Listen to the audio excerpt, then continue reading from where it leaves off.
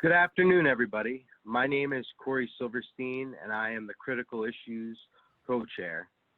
On behalf of the Critical Issues Advisory Committee, we welcome you to CIC series, The Art of Change, in wake of COVID-19. This is the final session in the series, Preparing for the New Normal People. When my CIC co-chair and friend, RJ Bianculli, and I set out to plan CIC, we wanted to bring exceptional content to you. Although CIC turned out a little differently than we planned, we believe the high-level, critical content is exactly what we had hoped for and more. I want to say a big thank you to all of our sponsors. What our event would be without our generous sponsors. These companies have stood by us during these challenging times and stepped up to provide the resources we need to deliver outstanding educational events like this one. Thank you very much. At Critical Issues, one of the aspects I look forward to is the time set aside for exhibits and networking. The connections you make through SHFM are what make the organization so special, and although we could not be together in person, we really wanted to provide an opportunity to connect with these sponsors and other attendees face to face. So we created a virtual platform for our participating CIC sponsors so you can view their products and innovations that can prepare you for the new way forward. The CIC virtual exhibits page is on the CIC website, so you can refer to it at any time, and you can see the address on your screen to visit the CIC website and click Virtual Exhibits. You can also find the link in the chat window now at the end of the session.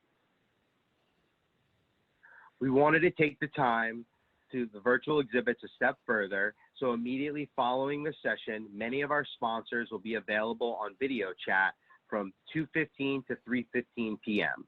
Simply select the exhibitors page and click Chat Now with the link to connect you with that sponsor as well as other interested attendees. You can see a sample page on the current slide for Emerald Brand. I really encourage you to do this as a great way to support our sponsors and connect with others in the industry. I look forward to exploring each exhibit, and I hope to catch many of you face to face. Please note, you can only video chat with one exhibitor at a time. Before we jump into a session, I just want to make sure everyone is familiar with Zoom, so here are a few quick tips to enhance your experience. One, if you are on a PC or on the app, please find the toolbar on the bottom of your screen. There you can find the access to the chat and the QA window functions, which we'll be using. Please chat and ask questions throughout the sessions. Also, I see a lot of people are utilizing the chat window to say hello. This is a great way to connect with others throughout the session. So please continue to use the chat window throughout the session and say hello to your SHF family and share your thoughts throughout the session. Make sure you send your chat to all panelists and attendees. Let's take a moment to greet each other by letting us know your name, company, and what you did over Memorial Day weekend. Also, let us know if you're new to SHFM as we welcome you. We want to know, we know that some of you are calling in and we hear you. We may still have questions throughout the session by emailing us, and we want to make sure you're involved. So please email us at the following email address for any questions, shfm@hqtrs.com, and any of those questions will be presented to the panelists. And lastly, this session, including the chat window, is being recorded so it can be played on demand. It will be available later this week on SHFM's COVID-19 resource page on the SHFM website. This page is a great resource for you to utilize as we explore the way forward. We have some phenomenal speakers today in the final installment of the CIC series, Preparing for the New Normal People. And to tell you more about this session and our speakers, it's my pleasure to introduce our session host, Gerri White. Gerri's entire business career has been and remains closely tied to the restaurant industry, particularly the on-site food service marketplace. The key to his success has been in relationship building, bringing food service and hospitality communities, and in supporting individuals, agencies, and companies as they seek to work more closely with restaurateurs, chefs, food service operators, and their professional associations. He joined the team at Plate Magazine in early 2010 as associate publisher and was recently named publisher in 2020. Please welcome Gerri. Well, thanks very much, Corey. I do appreciate that introduction. So let's get right into the swing of things today by welcoming today's panelists. First, we have Sharon Eliatamby, Senior Program Manager for the World Bank Group.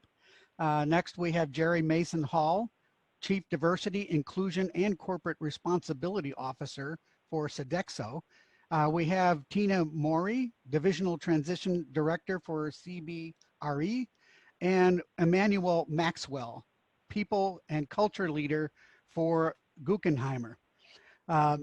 So I'd like to welcome each of you to our session today, and we're anxious to hear what you have to say. I think it's only fitting that we conclude this dynamic critical issues conference series with a focus on people. People, of course, are at the heart of everything that we do, each of us, and why we do it on a daily basis. The Critical Issues Conference, by design, brings the leading minds together to find solutions for our industry's most vexing issues. And none has been more formidable than working through this particular situation. I refer to it as a situation now, but we know it's been pretty trying on all of us. The situation has spawned a lexicon of new terms, including pivot, reset, reimagine, and of course the dreaded oxymoron, social distancing. Does anybody realize how antithetical those two words together are to what we do in hospitality? We can't get back to what we once had, but our panelists will share their thoughts and ideas with us on how we can try. And now I'd like to introduce to you our first speaker, Tiina Maurey, to kick off today's session. Tiina leads complex global transitions for enterprises across a wide range of vertical industries, including the pharmaceutical, retail, and financial services sectors, with a focus on successfully guiding firms from self-perform to an outstanding model for their real estate services. Tiina's diverse background includes a unique combination of operations, finance, and change management, enabling her to lead a wide range of corporate change initiatives, including M&A, mergers and acquisitions, organizational restructuring, workplace relocations, and outsourcing. Tiina graduated with a master's degree in organizational development and leadership from Fielding Graduate University and holds a bachelor's of business administration degree from the University of Texas. Thank you, Tiina, for being with us today, and I'll hand this over to you. Yeah, good afternoon, and thank you for that warm welcome. So I know that I have a few colleagues on the call here as well, but the majority of you I am new, but thank you for having me, so appreciate it. I have over 15 years of experience, as Gerri said, helping to navigate people through changes of all kinds, but I don't think we could have ever envisioned that we would be here in the situation that we are today. And pre-COVID, my team spent all of their time leading change initiatives around outsourcing. So when our large corporate clients no longer handle their own real estate services and they have CBRE do it, there's a whole lot of change management and project management around that transition. And what we have found now in post-COVID world is that we are being asked by our clients to spend more and more time program managing their return to work programs. And so that's really where I come to you today to share with you some of the things that I'm seeing in that arena. So if I look at change management, I bucket it into two main sections, right? One is the tactical, all of those things that need to get done to our physical space in order to prepare them for people to come back. And then what I call the softer side of change, which is actually understanding our stakeholders and what their needs are and crafting a communication strategy around that. And so as we're supporting our clients' reopening strategies, we have a focus on the program management, which is the tactical, and in doing so, we're making health and safety our first priority. The communications, understanding the stakeholder needs with a focus on well-being, and then all of that gets wrapped into what I call a regulatory blanket. And we're not going to be talking about that here today, or I won't be, but just wanted you to know that there's a lot of guidance out there by geography and industry with the CDC and the World Health Organization and our governor's plans for reopening that need to be kept in mind as you guys are putting together your strategy. So Tony, let's go to the next slide and talk a little bit about our program management. So that, as I said before, that's handling all of the logistics that need to get done between the strategy and execution when bringing employees back to the workplace. And I've just listed some of the big buckets here of things that are being considered by corporations as they're working on their return to work programs.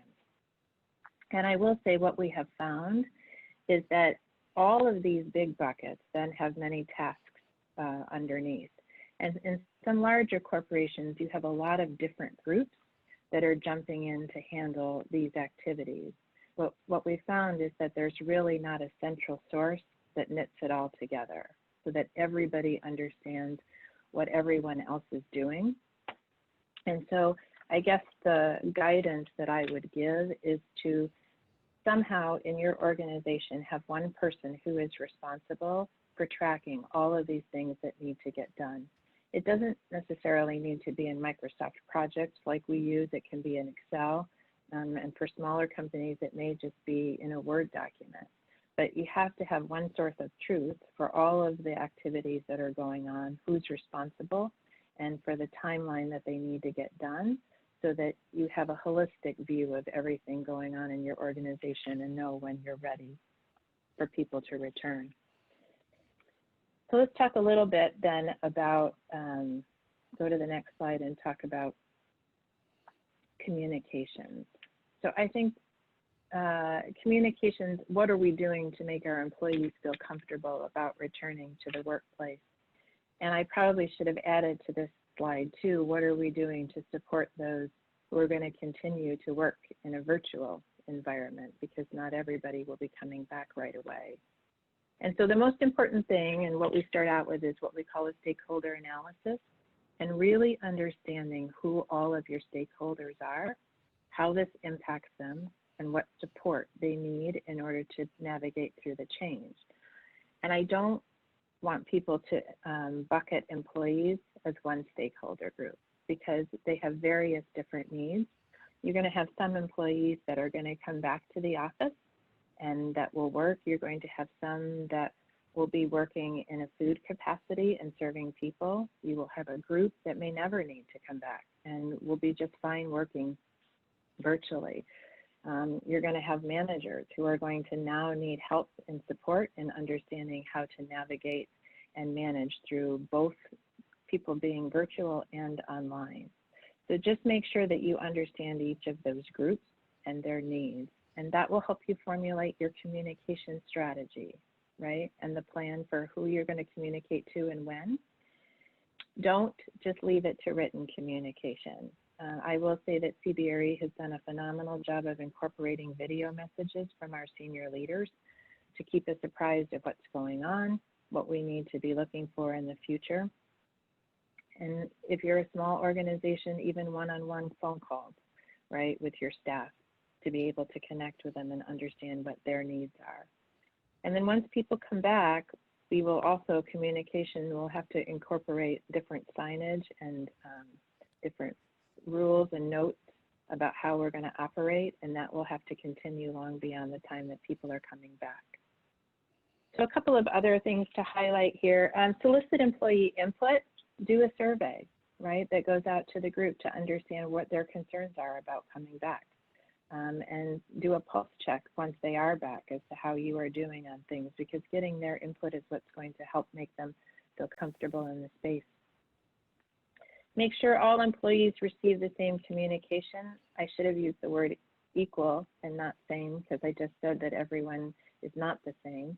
But what I mean by that is I read a great article this weekend about how when people start coming back into the workplace, we focus our communication and our efforts there. And we tend to have a tendency to leave those in the virtual environment behind and not communicating to them as we did when everyone was in a virtual space. Balance structure versus flexibility. So it is important to have structure in a virtual environment, but please keep in mind that all of your employees are juggling a million things at home. I just heard this weekend that there are no more camps that, you know, over the summertime, and a lot of them are moving to the virtual environment. So while there can't be screaming going on while you're having a client presentation, maybe you consider ending your calls 5 or 10 minutes early so that people can readjust an activity or check in on their kids. Encourage video conferencing. Nonverbal cues are so very important to all of us, and it's just not the same when people are not being able to see one another. So please encourage us to be face-to-face as much as possible and hold employees and teams accountable. And for those of you who want some great reading, Gallup did an article called Leading Remotely, What Managers Need to Keep Teams Engaged. And it talks a lot about how to hold teams accountable and keep them engaged during this virtual environment. So Gerri, I'm going to pass it back to you. Thanks for letting me share a few of words of wisdom, and hopefully there were a few nuggets in there that people can take away. Yes, thank you, Tiina. I'm sure that there were a couple of nuggets in there. One I'm sure that will perhaps generate some questions down the road here is your emphasis on communications and how important that is in what we're going through today. So now I'd like to introduce you to our next speaker, Gerri Mason Hall. Gerri is a recognized thought leader, strategist, and voice for inclusion. At Sodexo, she recently assumed responsibility for driving the Better Tomorrow plan in the Americas, covering over 250,000 employees. In addition to setting the agenda for developing and maintaining an inclusive environment for diverse teams, Gerri leads the focus on sustainability in North America. She is committed to creating an environment where all feel valued and have the resources and support to fully engaged. Gerri graduated from Vassar College and the George Washington University National Law Center and held several appointments in both the federal and District of Columbia governments. Thank you for being with us today, Gerri. I will hand this over to you now. Great, thank you, Gerri. So let's kick this section off with a poll. See the poll on the screen? All right. Does your organization's safety strategy include flexibility or inclusion practices? And while you are filling that out, I just want to point out, well before we entered into a pandemic mode, 75% of employees polled nationwide by FlexJobs said work conflicted with their efforts to tend to their health. And 89% believed a flexible job would help them take better care of themselves. We're going to have our results shortly as we pull them all in. But as we re-enter the workplace, it's going to be critical that we have this sense of safety and that we have a confidence in our well-being. And so do we have the results yet from our poll? Outstanding. So 79% of you, 108, say you have both of these practices. And for some, that still there's some opportunity. I think we can build on these together. I think what we heard from our previous speaker, that the importance of communication, that's a huge component of our inclusive environment. So if we look at the next slide, we can switch to the next. One of the things that we need to bear in mind as we come back is that we may be in the same storm, but we're not necessarily in the same boat. So we are all experiencing this pandemic very differently. And the key for both our employees as well as those that we serve and work with, our clients, is that confidence in security and the safety. And so many of those things that Tiina mentioned, but the practices we're all developing in terms of the flexibility we've had to date will give rise to trust and confidence. But we have to bear in mind that, again, with all of these differences, we are having different experiences. For some, quarantine has been optimal. It's been great working from home, not taking the commute, etc., and sitting back with flip-flops. For others, this is endless loneliness, this sense of isolation. Gerri alluded to it a little bit in the beginning and in his intro. And no, it's not necessarily the new normal, but all of these experiences are vastly different. And as we re-emerge, come back together, we have to factor all of these differences in as we come into the workplace. And so key to that, if we go to the next slide, is again, heavy communication, preparation, be inclusive, take into account all of these differences before you even think about re-entering, preparing, educate the workforce, those who are coming back, what to expect. Some people are doing videos, some people are doing calls, town halls, well before the scheduled date. And those who are remaining, what to expect, how will you interact? And then the protection, the physical and emotional safety again. You know, what am I going to have access to? How do I get on an elevator? How will I be socially distant, Gerri, and yet still be in contact with others? All of these details will matter, and how you convey it. Think about your front line. Do you need to convey in multiple languages? Do you need to be mindful of those English isn't their first language and go an extra step to communicate? Enabling. Think about what resources you have to have, and are you going to commingle some additional flexibility? Do we have the tools?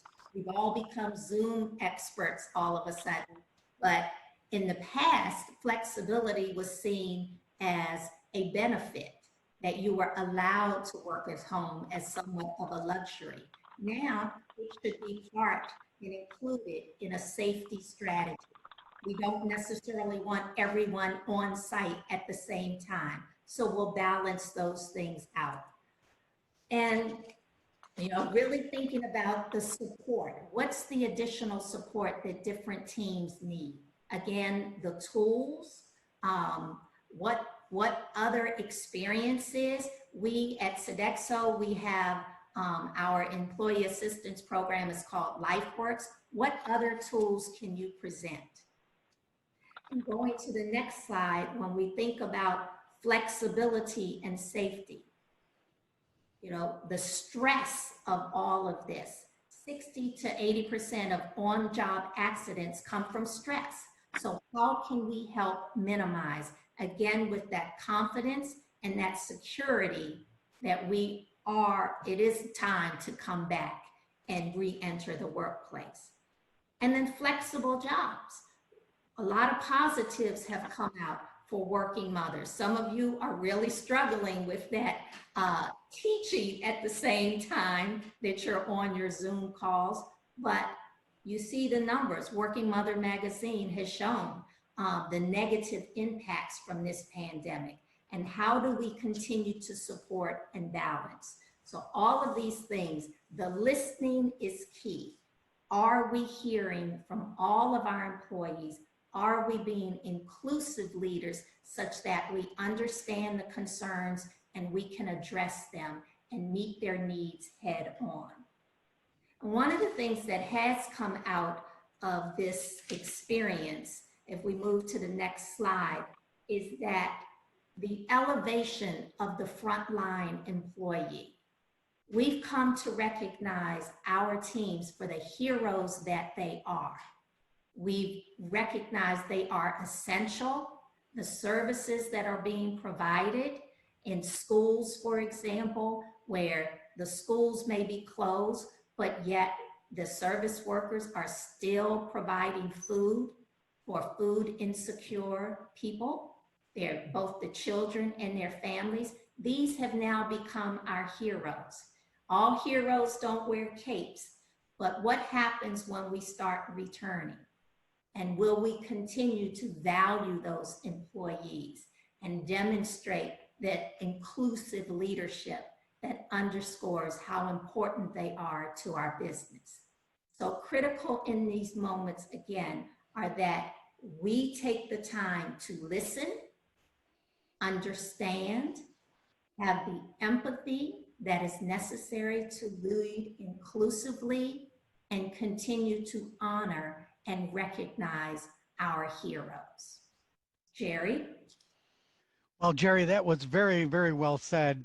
Thank you for that contribution. I noticed some keywords that I zeroed in on there of your responsibilities in security, safety, sustainability, and inclusion. Wrapping all of those into one certainly presents challenges, but sounds like you have the right formulae to make that happen.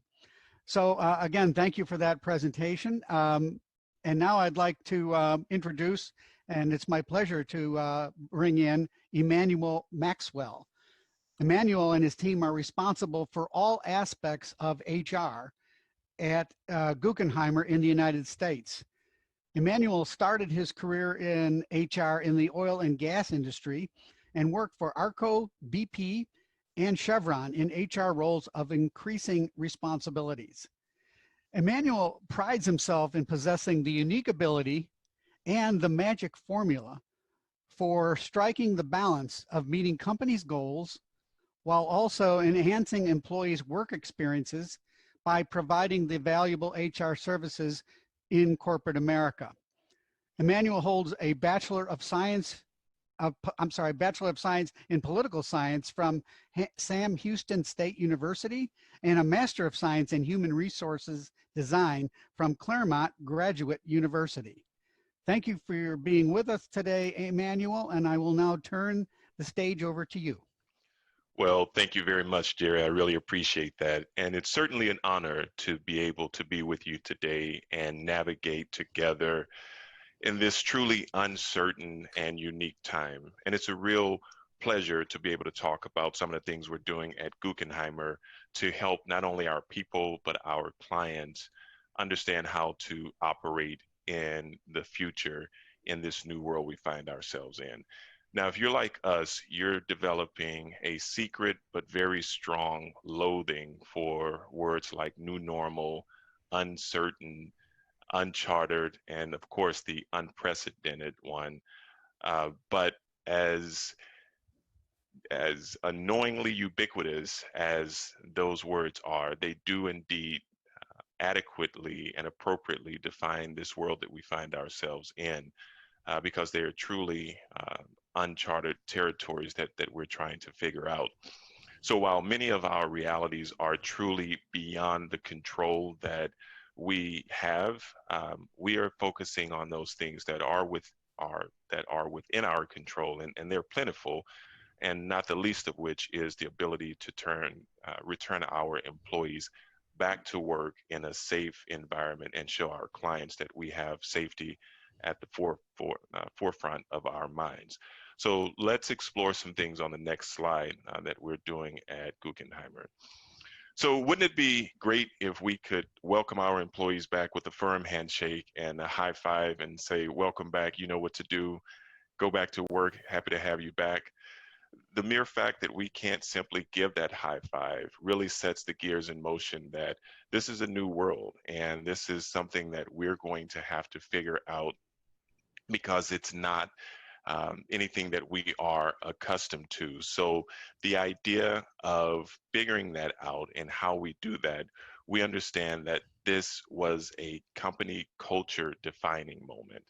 And we want to address how employees and our people are feeling with respect to their anticipation, their expectations, and their very concerns about how things are going to look and be when they come back to work. So to get underneath those concerns, we needed to, as was stated earlier in Tina's presentation, we undertook surveying our employees. We've done that at one of our largest customers to talk to our employees while they are away from work and understand what their key care abouts are as they come back to work. We also did that at our largest hub here in the United States, our internal hub, to understand what the concerns were of our employees. It really helped us to realize, as we got those survey results in, that not one size fits all. And this is really about exhibiting those attributes such as being nimble and agile, because these are things that we are not going to be able to say we're going to have one size fit every scenario. Once we accepted the fact that those realities were plentiful and that we didn't have all of the answers, we were able to relax and embrace the fact that in many ways this was a concept of kind of building the airplane as we flew it. So we stopped taking ourselves so seriously and stopped feeling like we had to have all the answers. But one thing we didn't skimp on, and that was making sure that our compliance areas were well in scope. So to make sure we had everything just as it needed to be, especially from a legal standpoint, we had very strong partnerships and relied on those partnerships with our internal peers, such as in legal, labor relations, our HSE team, payroll, comp and benefits, and our D&I leader. We actually even assigned a PMO lead to head up this so we could be as comprehensive as possible, looking at those stakeholders as was mentioned earlier, so that we wouldn't leave any stone unturned to the best of our knowledge as we operate in this very fluid situation. So let's look at the next slide and I'll share a couple of practical things that we've done. So when you look at returning our employees to work, I'm sure, like us, many of you have employees and companies or customers in varying stages of returning to work. Like us, you probably have customers that never close their doors and individuals continue to work throughout. And then on the other end, unfortunately, we have those customers that are not going to survive this and will close their doors. And we have virtually every scenario in between. So where we have employees that are away from the office, we started communicating with them well before they are to return to work, because we wanted to make sure we partnered with our operators and understood what their plans were. And we established our own the PNC framework to focus on the human resources side and really mirror what the operators were doing. But obviously we had concerns on the human resources side of the house that we wanted to focus on. So that's where that framework came in. When we communicated to our employees, these focus areas that you see here, these were things that we were talking to them about and helping them anticipate what they were going to return to. This next one is one of my favorites, the welcome back letter. I think it's kind of the quintessential love letter to our employees. When you think about our employees being away, it's analogous to a relationship where there's been a separation, and that, hey, it's not you, it's us. We're different, and it's a matter of needing to let them be okay in expressing what their concerns are about getting back into this relationship. So we hit that on head first in our welcome back letter, letting them know that, yes, we acknowledge that things are different, and here are the things that we are putting in place to assure your safety and to show safety to our end user. We also, as was mentioned earlier, did a survey, and that survey really enabled us to see some surprising results. We saw, much to our surprise, 88% at our largest client, 88% neither had concerns for childcare or elder care. We thought for sure that would be some accommodations that we would have to make, but there were no concerns with needing some assistance with those elder care and child care. We also found out that a third of our employees relied on public transportation. So we need to put mitigating factors in place in case there's any disruption to public transportation. So we had that in scope. And lastly, I'll highlight the fact that I think it's a testament to the fact that we have done a fairly good job in communicating with our employees, that many of them, not the majority, actually stated that they were not concerned. So the majority did not express concern about having enough PPE when they returned, because we got ahead of that and really showed that we were prepared for that and what that would look like. So let's go to the next slide and look at some of the things we did for our clients. So when you look at our clients, obviously all of our planning efforts and the benefits of those plannings would be for naught if we didn't pass those benefits on to our clients. So we went to great lengths to pass on that same sense of safety, security to our clients as we did our employees.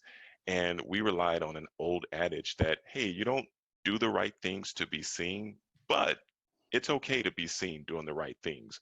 So we were a lot more obvious in our planning for safety measures, where in the past we allowed our clients to assume that we were doing the right things as responsible partners. Instead, we didn't rely on that assumption. We were very deliberate in being visible in what we were doing to assure that we were taking safety first and foremost in mind as we returned. And while all of these areas that you see on your screen are important, I want to point out the two that I think have been most beneficial to us, and that's the communication and the quality assurance. That communication ahead of time has really been about telling our clients and end users what we're going to do to make the workplace as safe as possible. And then of course that quality assurance is all about what gets measured, gets done, and measuring and reporting out on how our efforts have translated to real results. And again, being flexible and agile to make adjustments where necessary. So those are two that I would highlight. So the common thread with our employees and clients was not just about getting back to work, but it really was about that partnership with all of our internal entities and getting back to work in a safe way. So let's talk about on the next slide how we should have this spirit of togetherness running through our veins.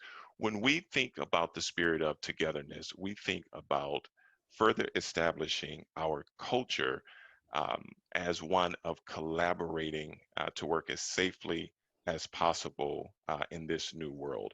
It's not lost on us that many, if not all of our employees are coming to work to take care of loved ones at home.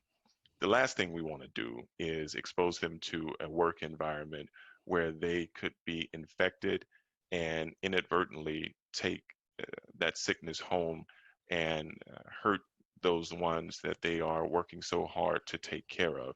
So we were very much of the mindset that we're not just taking care of our employees, we're taking care of entire communities as we put these safety measures in place. So the spirit of togetherness has become our commitment to our employees and our clients. My last slide is just a comprehensive look at the full cycle of touch points that we have established. Now, this was established through an effort of partnering with our colleagues around the world. It's a pretty exhaustive list of guidelines for each point. Each point has a list of many areas that need to be focused on for these topics. When you think about the work experience, this model gives users the assurance that all of the touch points are secure. We wanted to leave not only our people, but our customers with the mindset of they've thought of everything. They have been as comprehensive as possible, and that assurance that we're not only going to get back to work, but we're going to do so in a healthy and safe way is what we endeavored to accomplish. And those are some of the things that we've been up to at Guckenheimer. Gerri, I'll toss it back to you.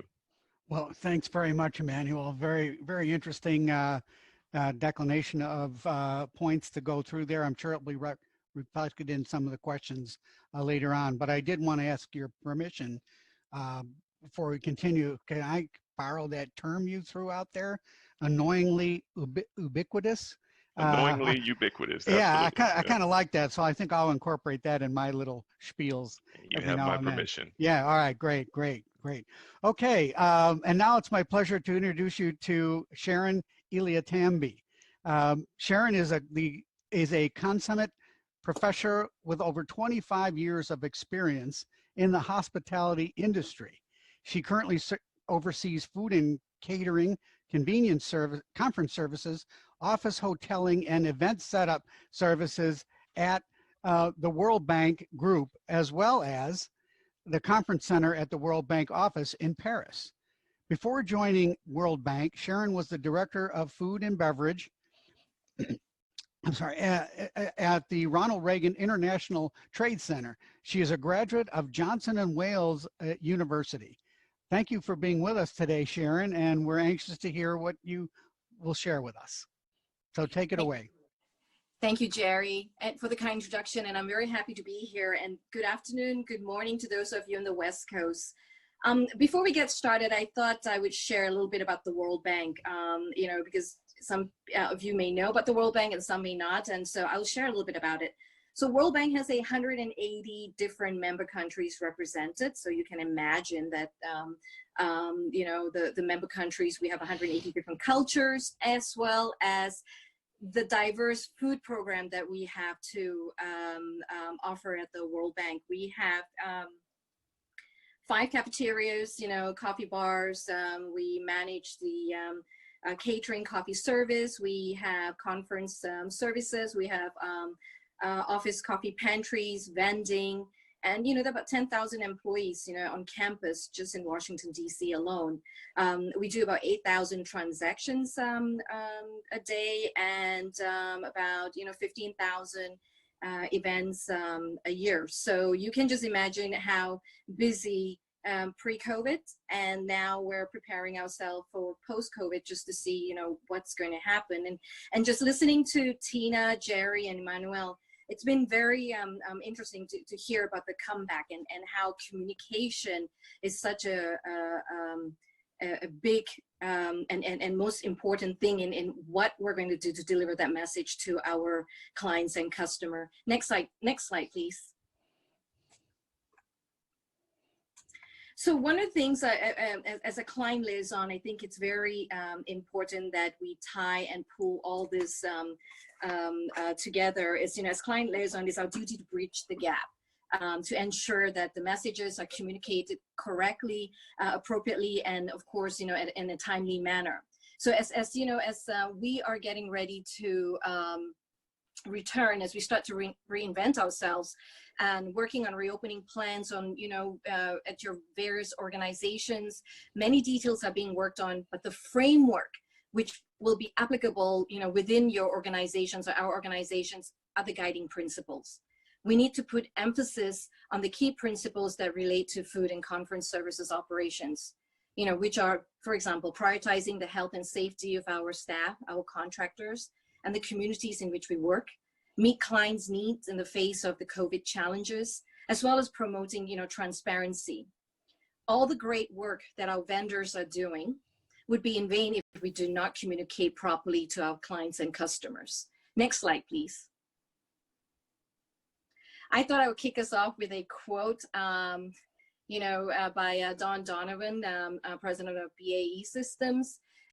People will do business with those that they know, like, and trust. Trust is a big factor, you know, in coming back to work. You know, how safe is it? You know, there'll be questions that are lingering. You know, the like portion and the no portion, I want to tie it into, you know, your vendor partner employees. Every time they come back to work, you know how your clients always ask you, how was your vacation? How are you doing? They're an extension of your organization. So people want to come back, but we just have to show them that it's okay and it's safe. Next slide, please. So I thought I would hit off with the, you know, prioritizing on the employee, you know, health and safety. Customer wants to feel safe, and they want to know, you know, what practices or what are you putting in place. And you have to ask yourself these questions, like, how do we message to the customers that it's safe to re-enter our retail operations? How will the customers and your vendor employees feel about the operation when they return? They need to know that, you know, best practices have been put in place, safety measures have been put in place, it's safe to come back. Just as Emanuel spoke about, you know, making it priority for the staff to come back. I think, you know, that was a very crucial point.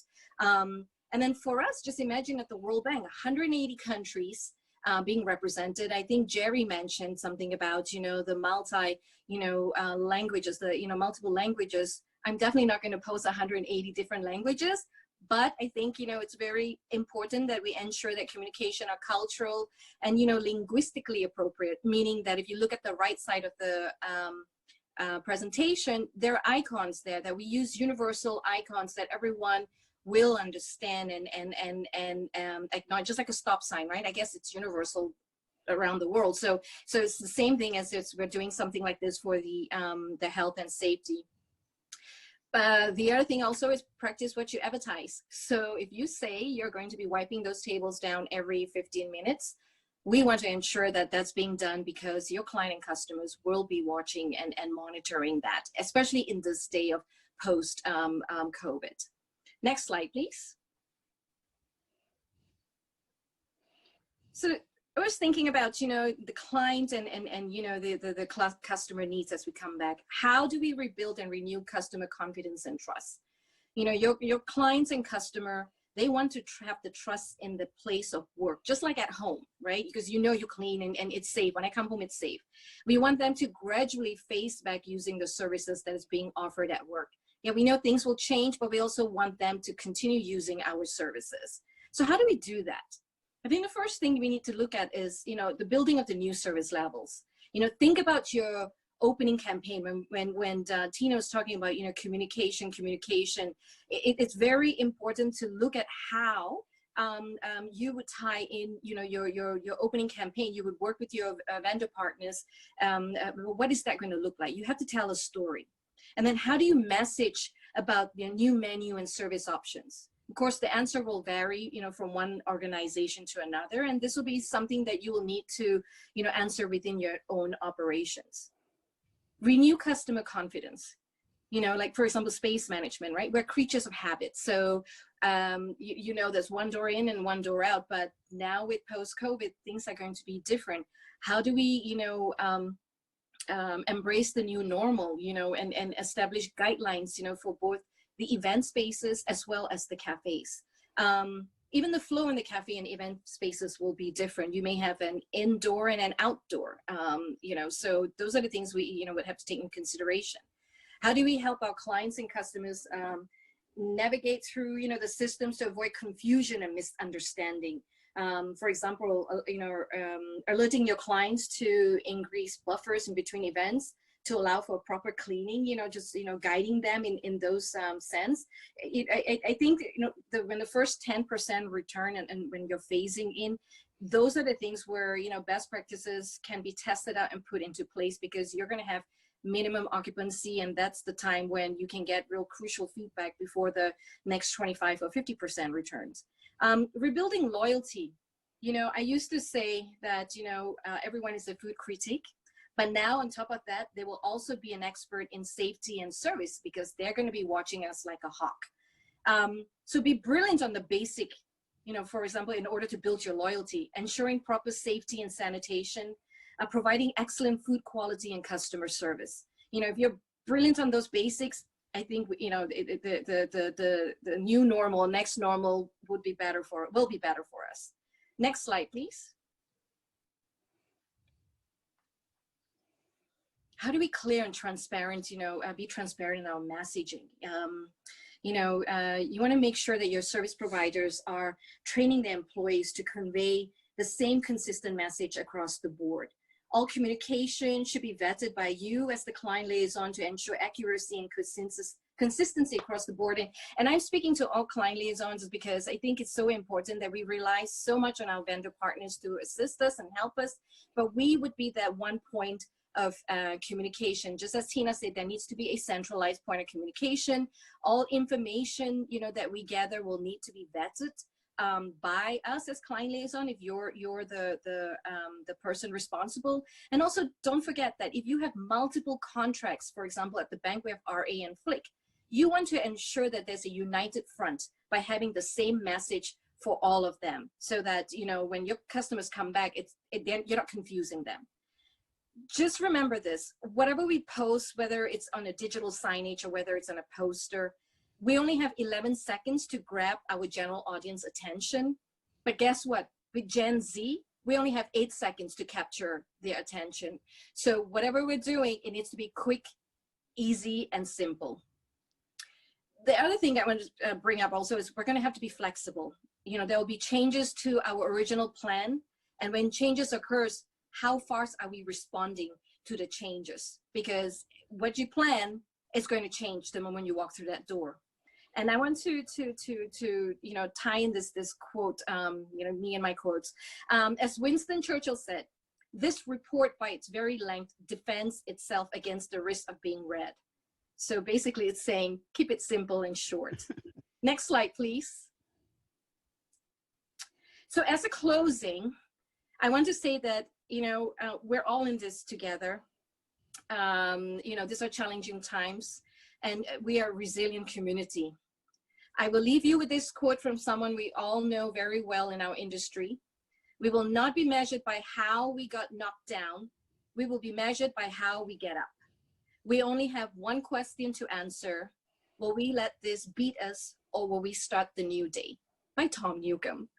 And I just want to say thank you. It's great to be here. And I think I do have a polling question I would love for you all to respond to. What is the greatest concern in communicating with your customers regarding reopening? Information overload, no single communication point person, misinformation, which communication platform to use, none at this time. It will be very interesting to get your feedback as we plan for this reopening stage.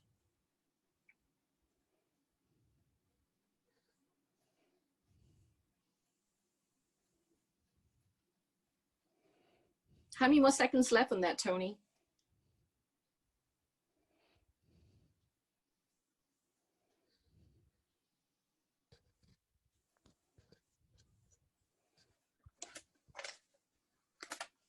Guess I'm waiting on Tony. There we Wow. Yeah, that's excellent. So 55% of you said it was information overload. 11 of you said no single communication point person. 17% said misinformation. 13% which communication platform to use. Okay. So information overload, that's true. Great. Back to you, Gerri. Thank you very much, Sharon. I was writing down some of your 3 C's that I took from your presentation: communication, confidence, collaboration, your trust and clarity, all things that need to be employed now as we try to manage the art of change. So thank you very much for your participation. I see now that we have some questions coming into our Q&A column. So feel free to ask a question digitally if you have one. But before we begin, with that, I wanted to just, well, I guess I want to begin with a question to Emanuel. And I noticed that, you know, we've been talking about the so-called big reset, or the fact that there probably isn't going to be a giant surge of people coming back at one time. It's not going to be like the return of the Jedi, if you will. It's going to be staggered and in stages. And I just wanted to know from Emanuel, how will that what will that do to your plans at Guckenheimer? Have you planned for return in stages, or tell us a little bit about what that looks like? Absolutely, we have to, and we have. It's a cruel reality that the world as we knew it, for all intents and purposes, is gone in many ways. So the idea of having staggered returns, and in some cases no return, when you look at some of the big companies saying, hey, this virtual thing is pretty pretty good. I think we can do this for a longer term. We have to have that agility and be nimble, as I talked about during my presentation. And so what we're looking at is different platforms. How can we meet the needs of the few, and then those individuals that are home? How do we continue to meet those needs? Is that something that we are prepared to provide those home services? So we are rigorously planning multiple potentials as our clients express to us what their needs are. Not only that, from a people side, I think I'd be remiss not to talk about the fact that this inevitably will ultimately get to the number of headcount we have, and we have the obligation to do as best we can to employ as many of our employees as possible in this new world. So we're looking at making sure that we have a national redeployment repository to ensure that when we get word that this location is not going to need the same number of employees geographically, who do we have in that area that we can, or what other clients do we have where we can redeploy our employees to make sure that to the extent possible, we can keep them employed. So in short, yes, we've looked at that, and it's building that plane as we fly it, because we have contingencies in place, but it's developing every day. Yeah, I agree. It seems like there are a lot of things to consider as we move forward in what we're calling our new world, but it seems that communication is rising quickly to the top. I think that we as an industry have always been good communicators, but now it seems like we have to be even more persistent and clear on what we're saying and how we're doing it. I think it was Gerri Mason Hall who mentioned that we're all in the same storm, but we're not in the same boat. Gerri, could you just elaborate on what you mean by that, in the sense that there are so many different things to consider with your customers?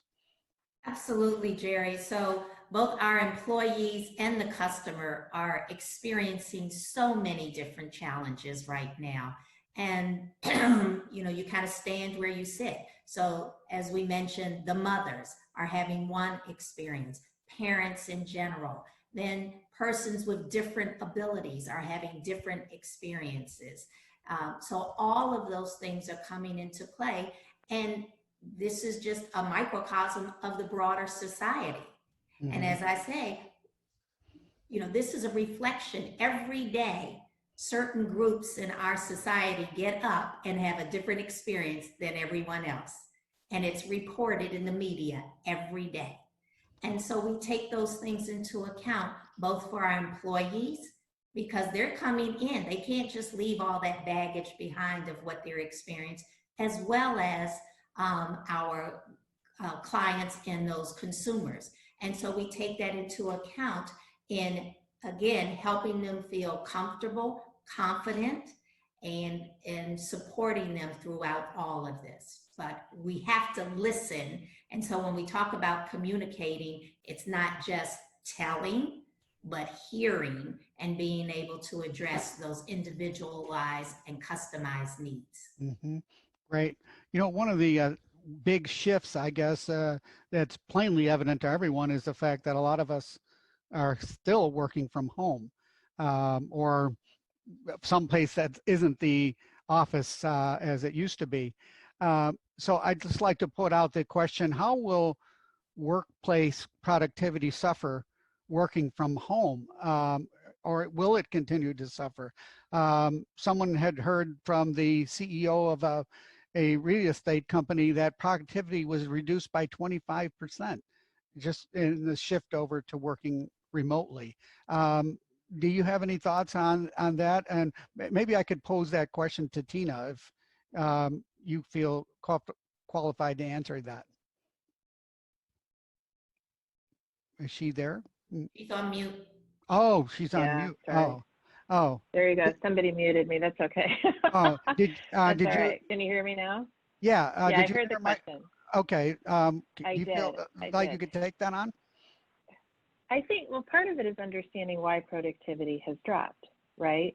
And I think there is going to be a lot of challenge for managers of how do you hold people accountable and how do you monitor productivity in a virtual environment, right? And I think that's where managers are going to need the support most of all. You know, part of that is that people working from home have been thrust into a situation where they're also being caretakers, or they have sick people at home, or they've got children that, you know, no longer have school. And so there are distractions there that are not the norm. But I think there are things, you know, like the task feature within Outlook, right? And helping to make people feel accountable, or putting together a plan with deadlines so that people know when things are due and what's expected of them. So there's no easy answers there. I think we're going to navigate our way through this, but again, I posted that article about keeping people engaged when working remotely, so take a peek at that. Okay, great. Hey, Gerri, if yeah. I could just say something very quickly on that. I think it's going to be interesting. The accountability is absolutely key, because I think there could be a disconnect in how productive employees feel and how productive we feel that employees are. In our internal survey at our hub, the vast majority of individuals stated that they felt like they were being most productive or more productive while being at home. So it's going to be really key to make sure we have those performance management pieces very much defined, so that productivity doesn't look different depending on who you ask. And the measurements. Totally agree. How you measure. Right. If it's not measured, it doesn't really count, does it? That's right. To Gerri Mason Hall, you talked a lot about inclusive leadership. Could you review for us some examples of some behavior that you see in that area that would demonstrate that outwardly? Absolutely. So when we think about inclusive leaders, I mean, some of that is, how do you give feedback? Do you recognize that it's differently? As Emanuel spoke to performance measurement and metrics, how do you convey that? How do you address those expectations? Are you developing your teams? Are you enabling and supporting these different dynamics? Are you observing? Inclusive leaders listen. Again, I've said it more than once, but they observe. And so who's not speaking up? Who's not on camera on the Zoom in this period of time? And when you go back, are you treating others differently who are on site and those who are off site? Do you feel the need to micromanage? Inclusive leaders know how to balance and delegate and develop, and they know when to give more and when to pull back. And so those are some examples. I could go on and on, but I think that you get a sense of being able to listen and to have empathy and understanding of the different needs and how the differences come together to make a solid, productive team. Okay, thank you. The last question, I know we're getting close on time here, but I just want to throw this to the panel. Some people, especially some restaurateurs in the commercial sector, are kind of looking at this pandemic as an opportunity, believe it or not, to perhaps reset and reimagine the type of food and service they want to offer in their restaurants, knowing that it obviously can't be the same as it was. are you panelists looking at it the same way as a chance to kind of renew and reset the agenda for going forward in your operations? Hi, Gerri. This is Sharon. On the client side, I want to say that, at the World Bank, yes, we are. This is the best time to actually reset. I think the old school and the old way of how food is being, served or offered, it's going to change. The younger generation coming in from, college and universities, I think they're the best patrons or customers that, we're going to have to start looking at. The quick, the simple, the order, from the app, and everything has to be fast, so yeah, we're definitely looking at that. Okay. And Emanuel, you looking at it the same way as well? Absolutely. It's requiring us to go even beyond where we were previously and trying to constantly reinvent ourselves and stay ahead of the curve.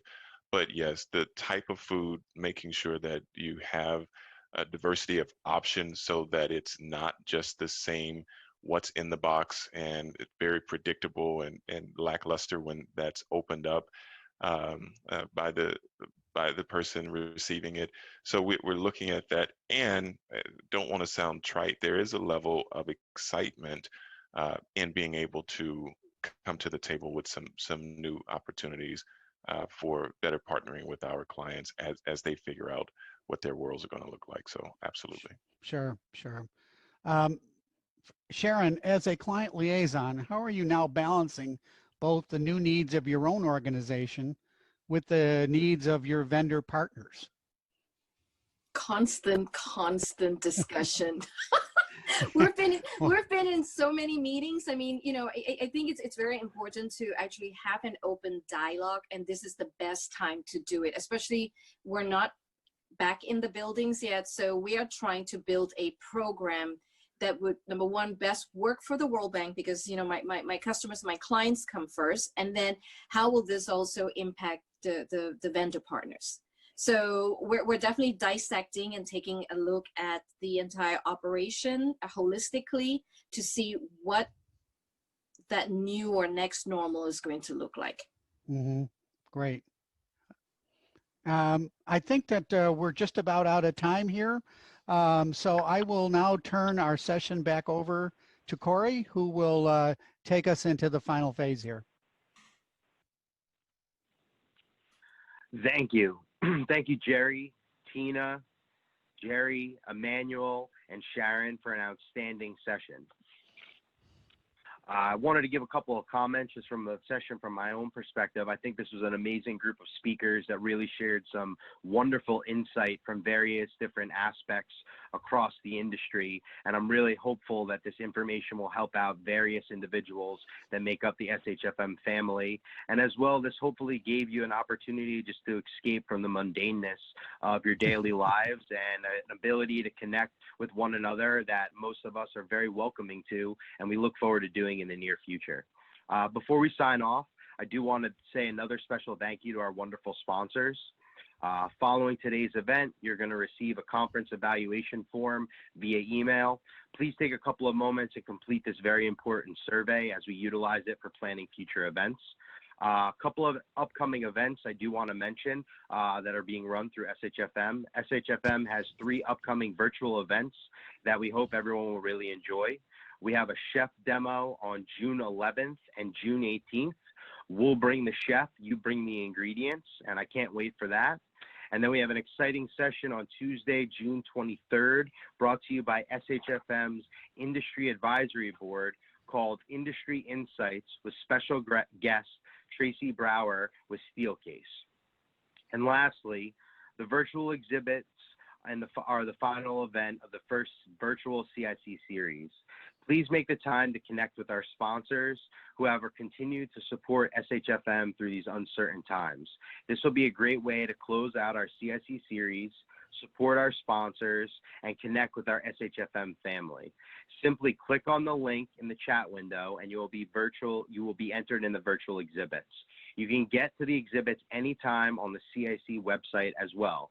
Today, only from now until 3:15, you'll have the ability to video chat with the exhibitors and other interested attendees. Please note the window will close so you can get into the video chat, as you can't have multiple video chats up at the same time. Thanks again, and I look to see you at the virtual exhibits. Lastly, I want to close out with a quote that resonates with me and hopefully with you. Tough times never last, but tough people do. Everybody have a great afternoon. Thank you. Thanks. Thank you. Bye, everyone.